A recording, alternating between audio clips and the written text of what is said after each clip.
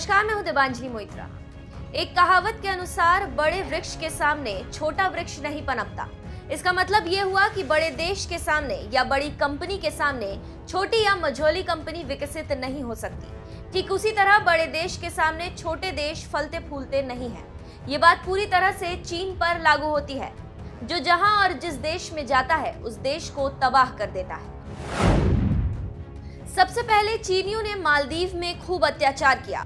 जब वहां की जनता अत्याचार से त्रस्त हो गई तो इसका विरोध करना शुरू कर दिया।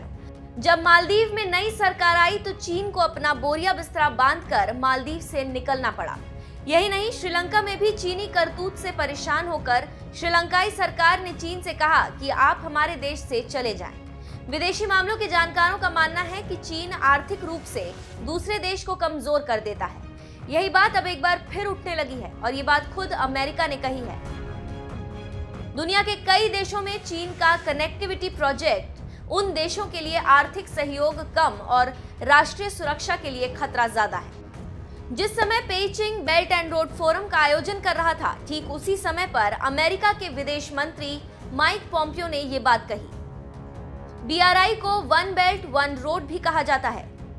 चीन का दावा है कि अरबों डॉलर का ये प्रोजेक्ट एशिया, अफ्रीका, चीन और यूरोप के बीच कनेक्टिविटी और सहयोग को बढ़ावा देगा।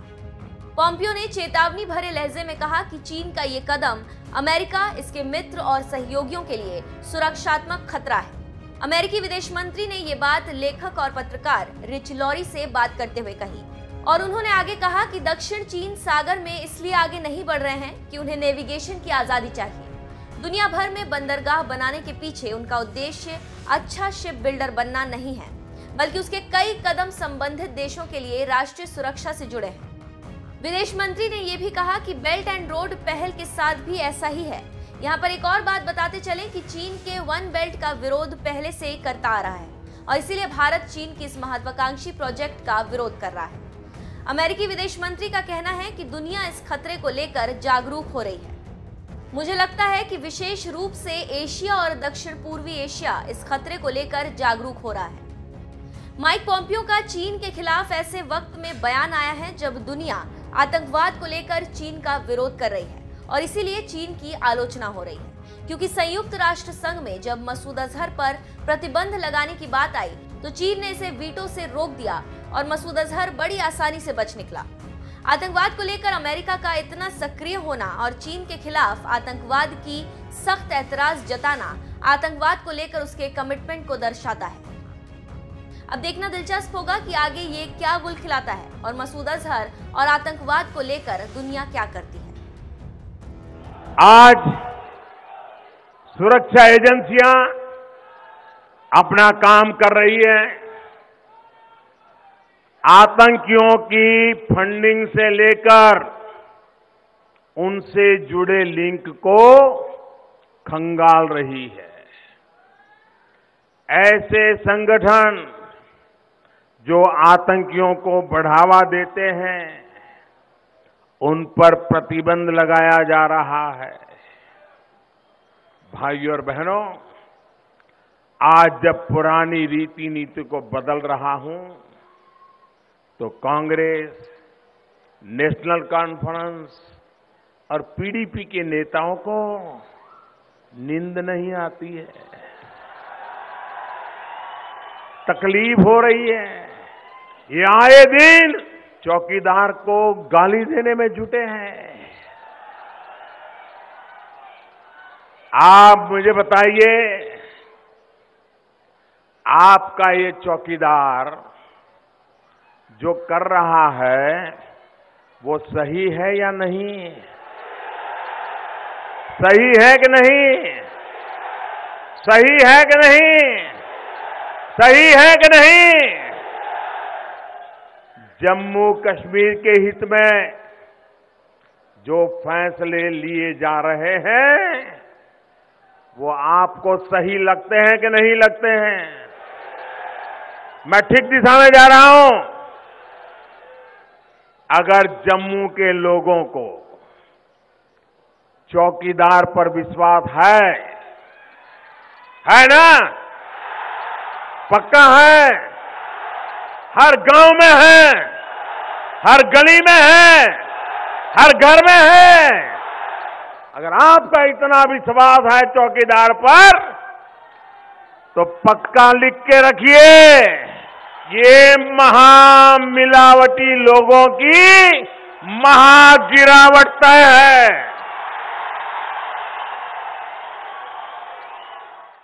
पाकिस्तान का हीरो बनने की चाहत में भारत विरोधी बयान देना क्या देश की जनता माफ करेगी?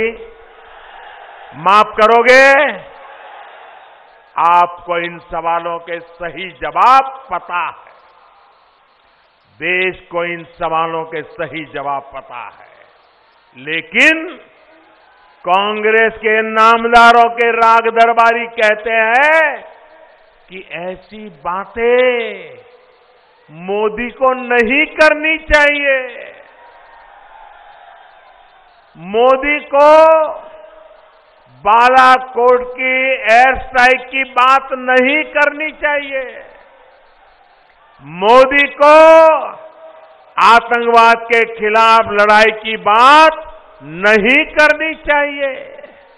मोदी को देश की रक्षा और सुरक्षा का मुद्दा नहीं उठाना चाहिए।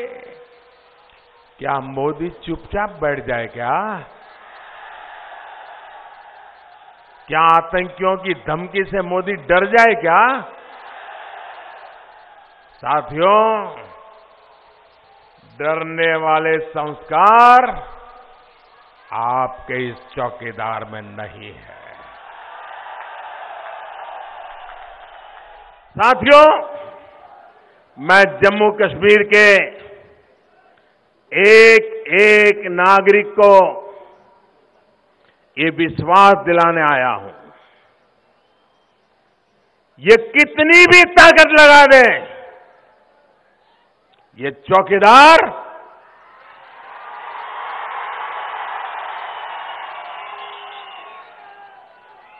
चौकीदार इनके रास्ते पर मजबूती से खड़ा रहेगा।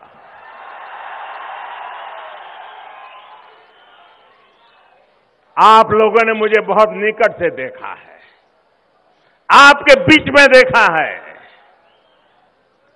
और वो दिन आपको भी याद होगा।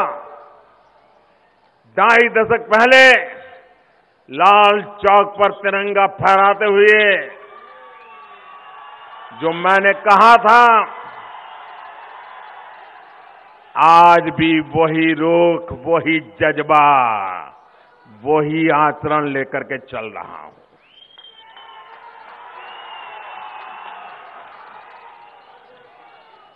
सत्ता के मोह में ना तो मैंने अपने रुख को बदला है, और आपको भरोसा है आगे भी कोई ऐसी गुंजाइश नहीं बची है।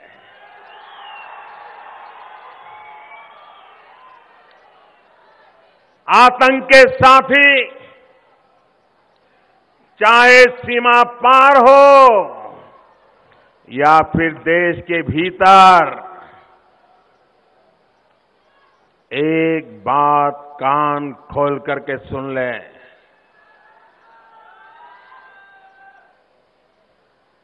भारत के हितों,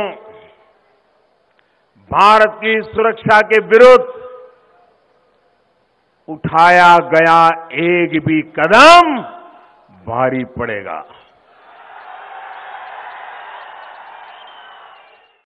आज सुरक्षा एजेंसियां अपना काम कर रही है। आतंकियों की फंडिंग से लेकर उनसे जुड़े लिंक को खंगाल रही है। ऐसे संगठन जो आतंकियों को बढ़ावा देते हैं, उन पर प्रतिबंध लगाया जा रहा है। भाइयों और बहनों, आज जब पुरानी रीति नीति को बदल रहा हूं, तो कांग्रेस, नेशनल कॉन्फ्रेंस और पीडीपी के नेताओं को नींद नहीं आती है। तकलीफ हो रही है। ये आए दिन चौकीदार को गाली देने में जुटे हैं।